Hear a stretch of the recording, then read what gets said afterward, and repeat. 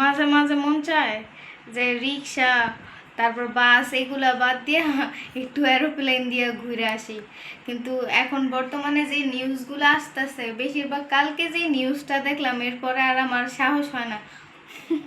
মানে তুমি বলতে চাইতেছো ভারতের যে বিমান দুর্ঘটনাটা এটা? হ্যাঁ, আচ্ছা বলো।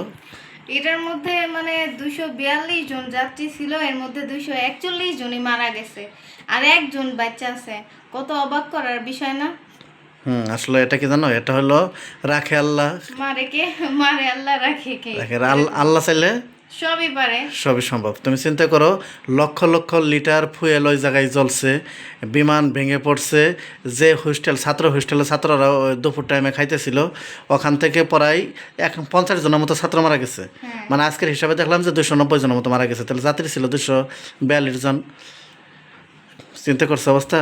যাদের মরার কোনো কথাই না, ওরা হোস্টেলে বসে খাওন দাওন খাইতেছে, ওরাই মরে গেছে গা। এর মানে হলো মৃত্যু কখন আসবো, কোন জায়গায় আসবো কেউ বলতে পারবো এটা না। তো কথাই যত আছে। নিরাপদ জায়গায় থাকো, মৃত্যু যদি কখনো বলে কয়ে আসে না। হ্যাঁ বলে কয়ে আসে না।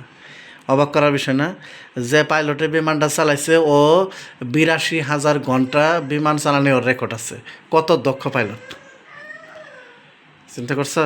দক্ষ হইলে কি এখন ভাগ্য? এটা নাকি একটা পাখির সাথে ইয়া লাগছিল। দেখছো, চিন্তা করো, বিজ্ঞানের কত বড় বড় আবিষ্কার, এরকম আবিষ্কার কোনোটা আছে? এরকম একটা আবিষ্কার একটা পাখির কাছে হারিয়ে গেছে গা। একটা পাখি তাল মারলেই ফুটা জায়গায় পাখি ব্রাস্ট তাল মার হয়ে যায় গা। শেষ হয়ে যায় গা। চিন্তা করছো? তাহলে মানে তুমি দেখতেছো যে বিশাল একটা বাস দেখলে পরে আমরা দেখি যে 52টা সিট 51টা সিট, এত বড় বাস, আর যেখানে 800-900 যাত্রী নিয়ে যেটা যাইতেছে, এটা কত বড়। এই লাখ লাখ টন মনে করো যে মালামাল নিয়ে যাইতেছে, এটা কত বড়।